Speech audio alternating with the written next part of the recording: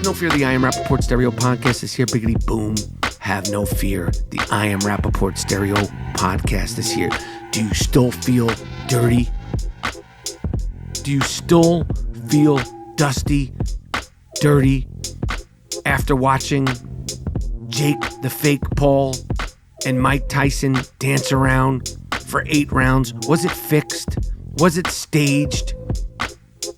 What was going on with Iron Mike Tyson's knee? Why the fuck is Logan Paul even speaking to Mike Tyson? Plus, famous Jameis Winston came through for me in the clutch, and the NBA is cooking with real hot grease. All that and more in a high-flying, hard-hitting, fully disrupted, fully loaded, museum-quality I Am Rapaport Stereo Podcast coming up right now. Miles Jordan, a.k.a. the Bleach Brothers, a.k.a. the Dust Brothers. Start this I Am Rapaport Stereo Podcast off with something real nice. Sickety, start this podcast off with something real loud, but most importantly, start this podcast off with something real funk. It's the I Am Rapaport Stereo Podcast. Lickety, let's go.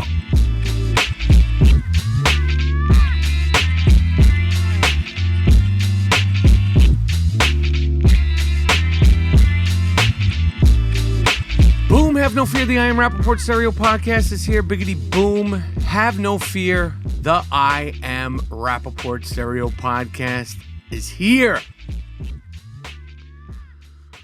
Welcome to the Ziggity Zone of Disruption.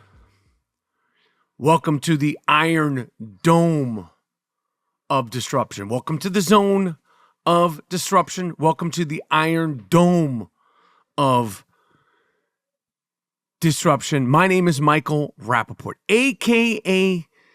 the Inflamed Ashkenazi, a.k.a. the Sultan of Sniff, a.k.a.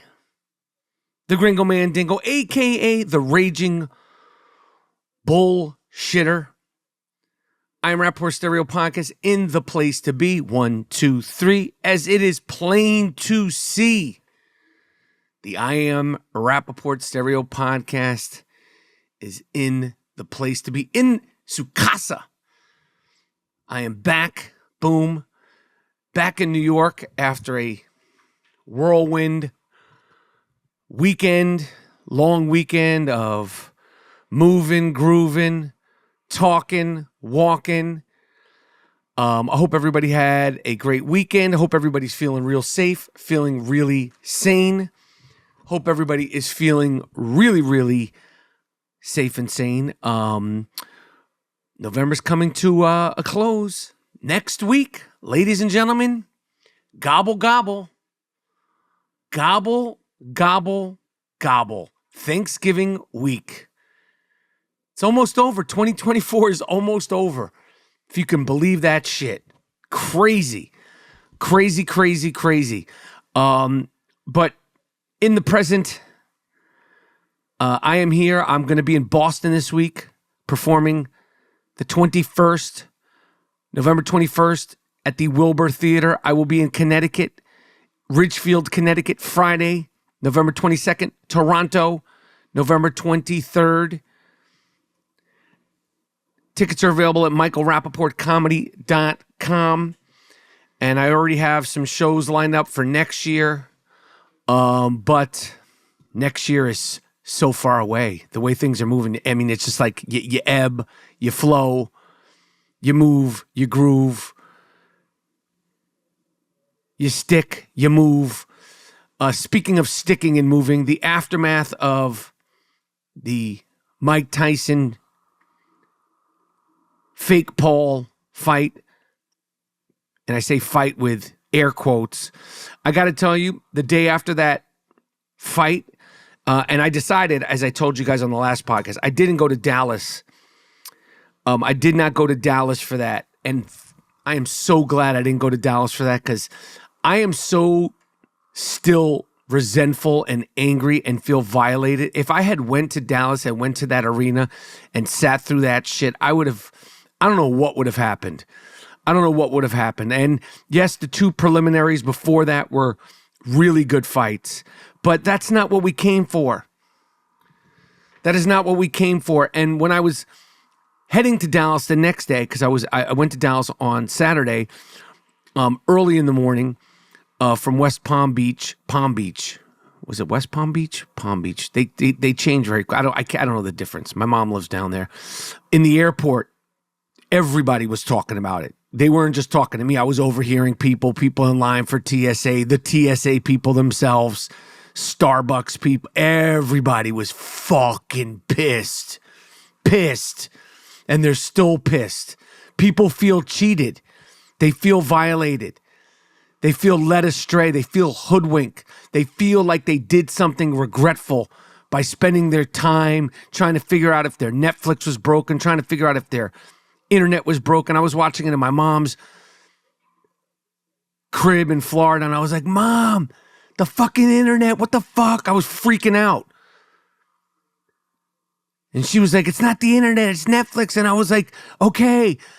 Then it started working, then it stopped working. I said, no, Mom, it is the internet, it's not Netflix. And then she was like, what the fuck? And we were like, not screaming, but she was tired, she was annoyed, I was annoyed. I wanted to watch the fucking fight. And next morning I said, Mom, I'm sorry. It was Netflix. It wasn't. I told you. I said, yeah, I know. You fucking told me. She said, how was the fight? I said, it was shit. She said, I'm so glad I didn't stay up for that. I said, you know what? You made the right decision. It was dog shit, Mom. It was dog shit, everybody. I literally feel like I went to Tijuana in my early 20s and did something that I shouldn't have done. I feel like I saw things I shouldn't have seen. I feel like I was a part of something I shouldn't have been a part of by watching that fight, by talking about the fight, by expecting a fight. I can't stand what Jake Paul has done for boxing. He says he's the best thing for boxing. How? What have you done to make boxing better? You don't give a fuck about boxing. You literally don't give a fuck about the sport of boxing. I don't even think Jake Paul knows about the history of boxing. Good that Amanda Serrano and the other girl, good, great. Who cares? You know what? If it wasn't on the Netflix card and when they fight again and it's not under one of these ruse Jake Paul events, no one's going to care.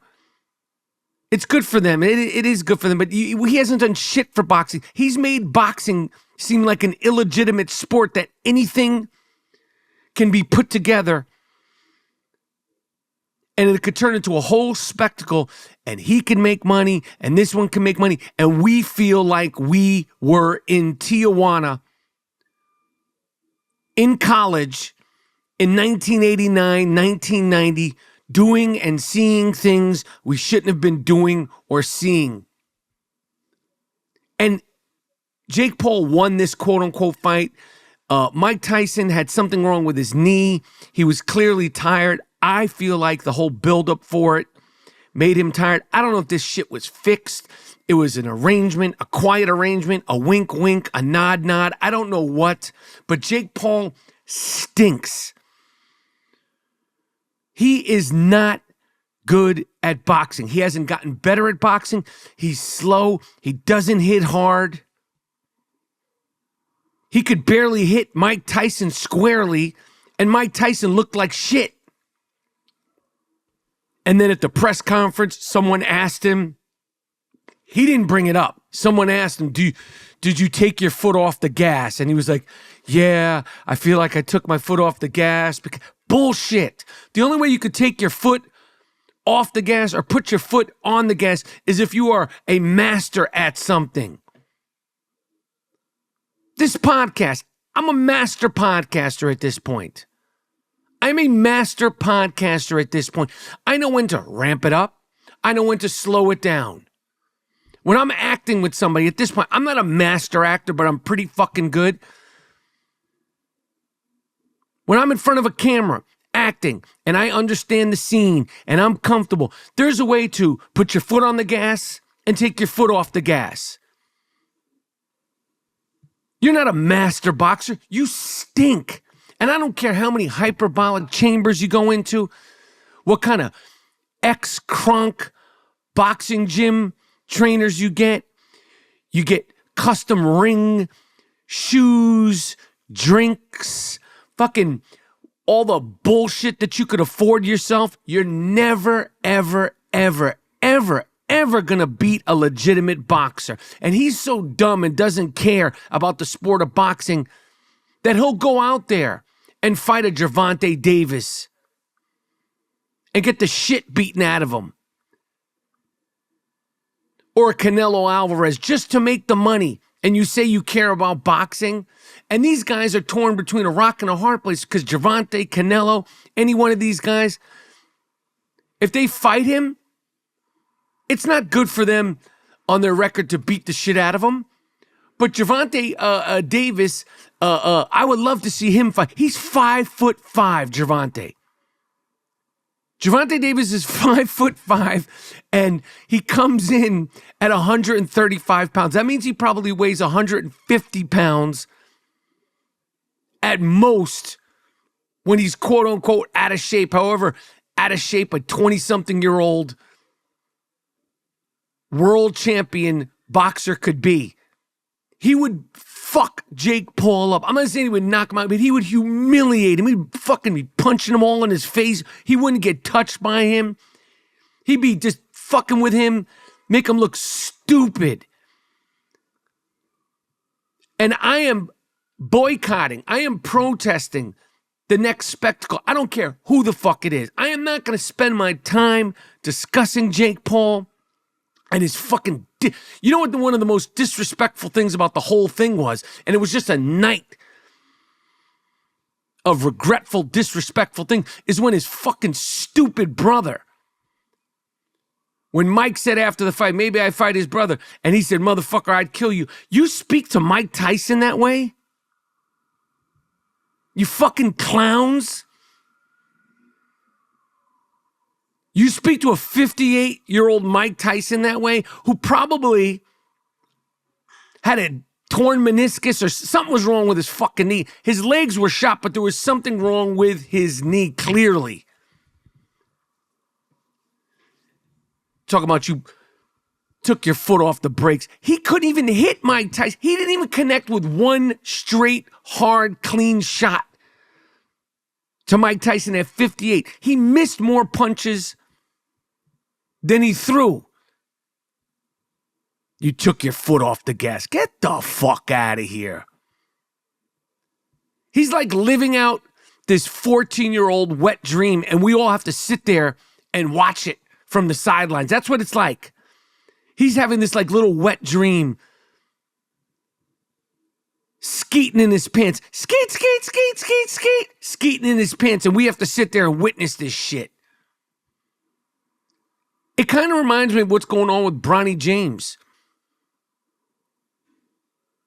They're both athletes, professional athletes in 2024, soon to be 2025, that haven't really done anything to earn their place. Yet we're being forced to watch them, forced to talk about them, and they haven't gone through the proper channels to get there. And it's resentful, and we all know it. There's nobody that likes Jake Paul. People might respect his hustle and all that stuff, but as far as like a boxer, no one likes him or actually respects him. It's just so fucking frustrating. And his fucking brother talking to Iron Mike Tyson that way. Dum-dums. You couldn't even connect a full-fledged punch on Iron Mike Tyson with, I'll just say it, it seemed like a torn meniscus or an ACL sprain. Something was wrong with his fucking knee. You didn't even connect fully one time. One round, I think the total punch count was 78-18. 78-18? Come on, man. You didn't put your foot on any gas. You didn't take your foot off of any fucking gas. That car was driving itself. Oh, yeah. I Am Rapaport Podcast.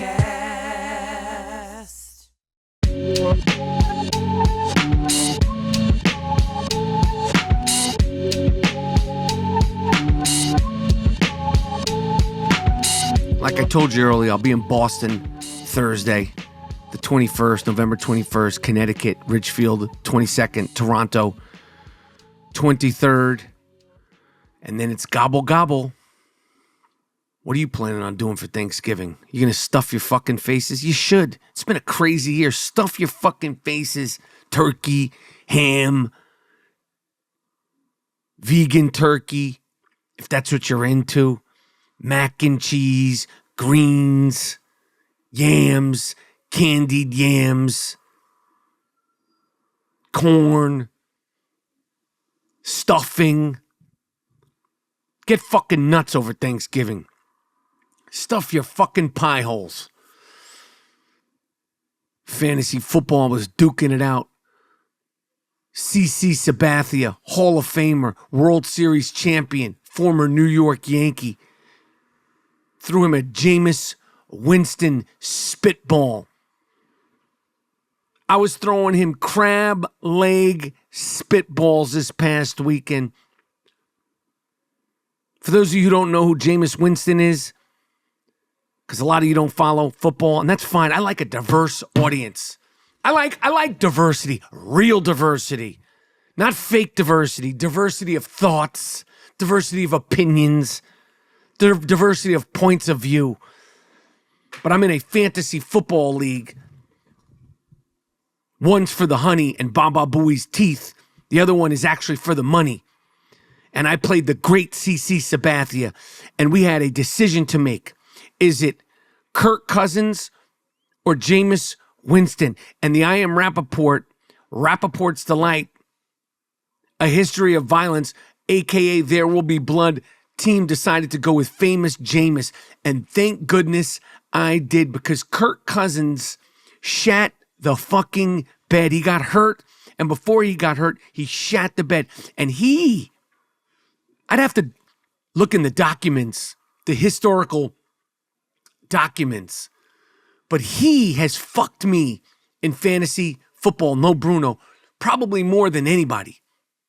So famous Jameis and the Cleveland Cavaliers shit show, they came out and we threw it high and tight, all up in CC Sabathia's headspace. The Jameis Winston crab cake curveballs, spitballs. We were throwing heaters, knuckleballs, pitching him inside. Fucked his whole pedigree up. Fucked his whole brain up. Which was great. And the NFL, we're heading into week 12 next week, which is just unbelievable. Enjoy these football games while you have them, because we're going to be rolling into the playoffs soon. And the NBA is starting to pick up its steam also.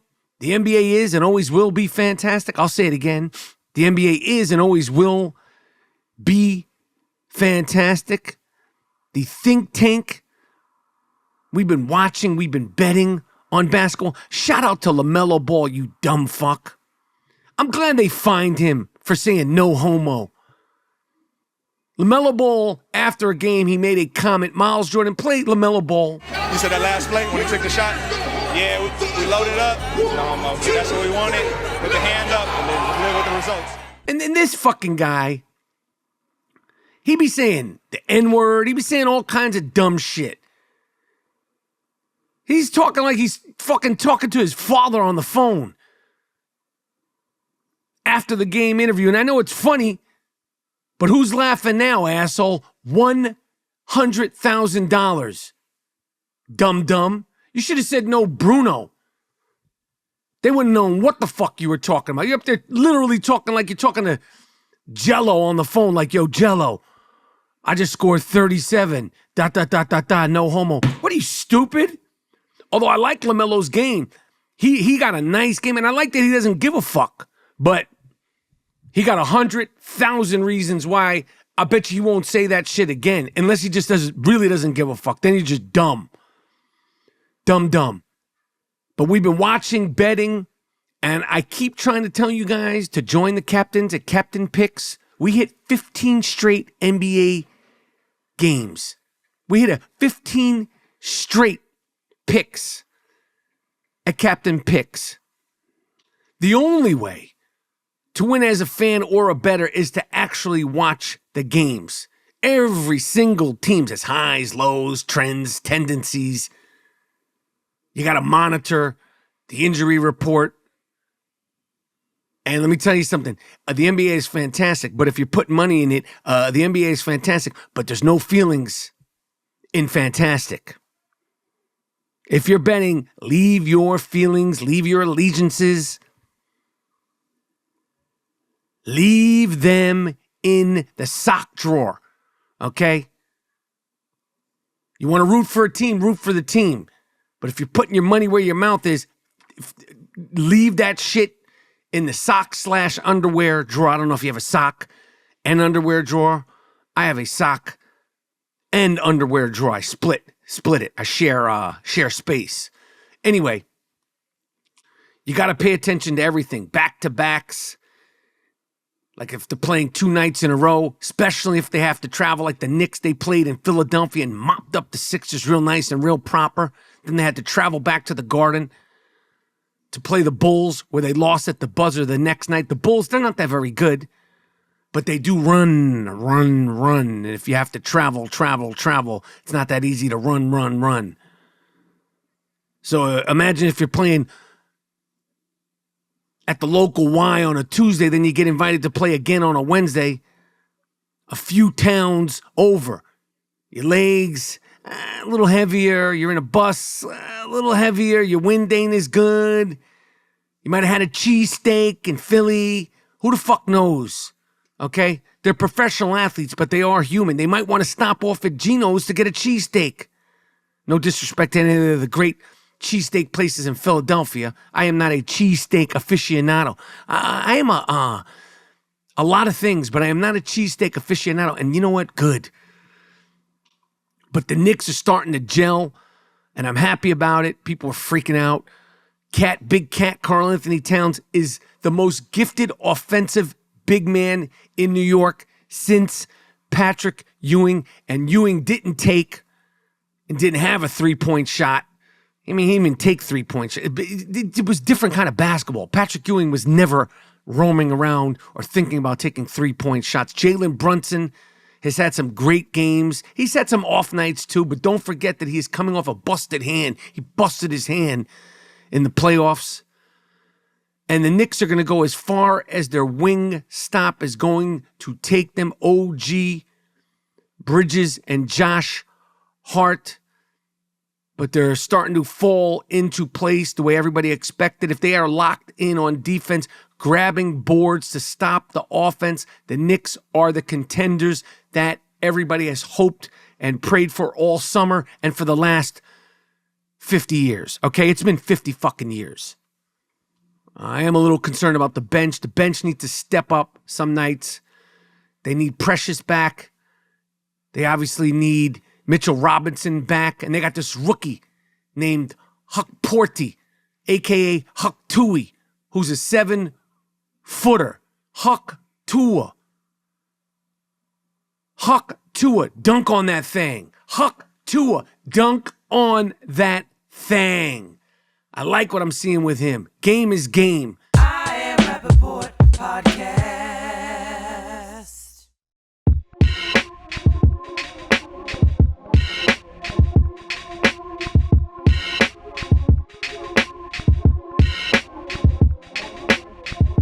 Where things aren't fun is the Bucks. I don't know what the fuck is happening with the Milwaukee Bucks. Giannis isn't happy. The Bucks aren't happy. Dame Dollar can't be happy. Doc Rivers is probably like, fuck did I do? What did I do? Doc Rivers be looking crazy on the sideline. And now they're literally talking about a regular season, in-season trade with the Greek Freak. Which would be, that's a humongous deal if that happens. Who knows if it will? But I don't know how to stop the bleeding in Milwaukee. I really don't know what they're going to do to figure it out. I don't watch them or care enough to try to break it down. I like the Bucks. I like the Freak. I like Dame Dollar. I like Doc Rivers, friend of the I Am Rapaport Stereo Podcast. Dame Dollar, friend of the I Am Rapaport Stereo Podcast. But they're in deep doo-doo. The Cavaliers are 15-0. They are not in deep doo-doo. 15-0. There's only 82 games in the regular season. And they do it by defense, depth, and shooting. Spider, Garland. They love playing in Cleveland. Who knows why, but they enjoy playing, being in Cleveland. It's working well. Kenny Atkinson. The same Kenny Atkinson. Remember, Kenny Atkinson was the coach of the Brooklyn Nets, and he got fired because Kooky Kyrie, the Grim Spitter, and the Bozo Beard, James Harden, ran him out of Brooklyn. Remember that? 15-0. He's on his way to be coach of the year. Who the fuck is making decisions in Brooklyn? And even though it's early in the season, if they stay healthy, shit. They have a serious shot to come out of the East. And I told you that before the season started. I did say that. It's on record. I'm not going to play the tape until they actually do it, but it is on record. We watch the fucking games. We're not just like throwing, Haktua into a bucket. Okay? We're not just Huck Porty into a bucket. We know what we're doing here. And of course, the Celtics are, they're playing like champions. They're winning. Porzingis isn't back yet. And again, it's early in the season.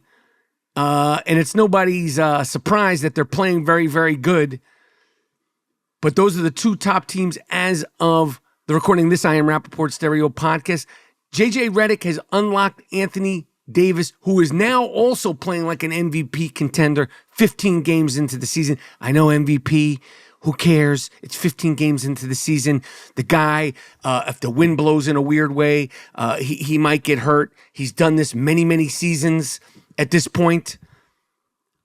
15, 20, 25 games in, and then shit gets wonky and weird. But he's playing like a fucking... When Anthony Davis is on, it's frightening. He's a monster. He's literally on some Monstar shit. And obviously I'm talking about MVP. Jokic has the best stats, but Denver's at 500, and he's missed a few games for personal reasons. But the Lakers are... Shit. LeBron James, I think he's had 4 triple-doubles in a row, which is insane for someone that's 64. He's older than Mike Tyson. LeBron James is older than Mike Tyson. That kid, Dalton Connect, I told you about him. Had 27 the other night. Yo, he'll be in the conversation. He won't win it, but he will be in the conversation for Rookie of the Year.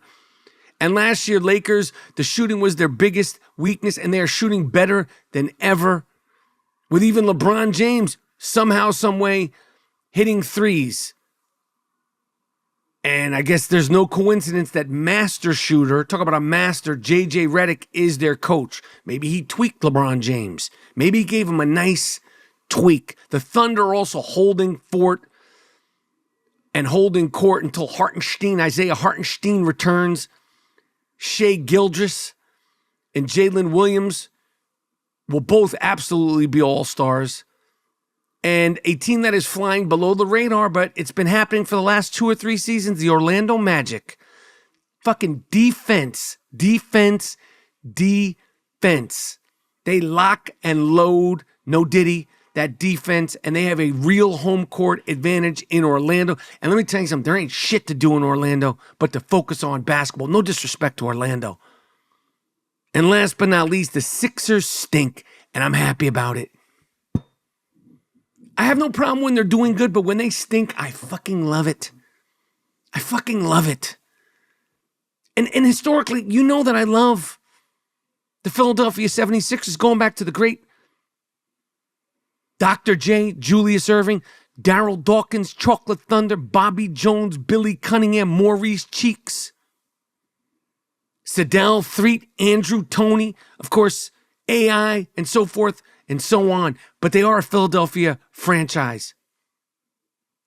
And there ain't no cutting the line in sports. That big 3 bullshit don't work no more. You have to build chemistry. You have to build chemistry and battle through the bump, the grind, while building that chemistry. You knew Joel Embiid and Paul George were injury prone. And now Maxey is out for a few weeks. Sixers are 2-12. I love to see it. 2-12. And it makes up for the fact that the Philadelphia Eagles are kicking ass. And Saquon Barkley's just running over people like Earl Campbell and knocking people out like his uncle Iran Barkley. That's a fighter. That's a fighter. That's the kind of dudes that Jake Paul should have to fight. Dudes with the I would love to have seen him fight Iran Barkley in his prime. Iran Barkley would beat the fucking dog shit out of Jake Paul. Iran Barkley was no joke. Shit. Yo, Iran Barkley would fuck Jake Paul up. And it's hard to keep up with this in-season tournament, and it's almost as hard to keep up with the comings and goings of Inside the NBA. Inside the NBA with Shaq, Ernie, Charles, and of course Ernie. Did I say Ernie? The Diesel, Kenny, Charles, I don't know. But it looks like now, and again, at one point the show was over, then it was coming back, then it was over, then it was going to Amazon, then it was over, and Charles Barkley was going to NBA. It was like all sorts of shit, but it looks like finally, and I'm probably going to have to change this because it's not for sure, but it's looking like ESPN will have the NBA team, the Inside the NBA team, respectfully, Shaq, Big Diesel, Kenny, Charles, and Ernie, on ESPN. So that'll be great. Hopefully they'll give them the rope to talk shit that TNT has had for all these years. But the NBA is good, and we are good at it. And if you're looking to make some money, sign up. CaptainPicks.com. CaptainPicks.com with the promo code IG to get a recurring monthly pick. Recurring monthly picks for 81% off, just like Kobe. 81% off, just like Kobe. CaptainPicks.com with the promo code IG. Follow at Captain Picks Wins. Captain Picks Wins on Instagram also. I mean, it's a fantastic time of the year. Weather's cooling down. Clocks have been sprung forward. We got Thanksgiving, we got your turkey, your ham, your stuffing, your rice, your macaroni, your yams, your candied yams, and all that shit. We got the NFL, we got the NHL, NCAA, everything. We got it all happening. And we got the I Am Rapaport Stereo Podcast, the world's most disruptive podcast. And that's a fact. That's a fucking fact. The world's most disruptive podcast. Anyway, told you guys the schedule. All tickets, all information is available on michaelrapaportcomedy.com. If somehow, somewhere you've never subscribed, rated, and reviewed this podcast, do that now. And make sure you tell a friend about Michael Rapaport's podcast, the I Am Rapaport Stereo Podcast. I'm out. Miles Jordan, a.k.a. the Bleach Brothers, a.k.a. the Dust Brothers. Tickety, take me at it with something real nice. Tickety, take me at it with something real loud. But most importantly, take me at it with something real funky. It's the I Am Rapaport Stereo Podcast. I'm out.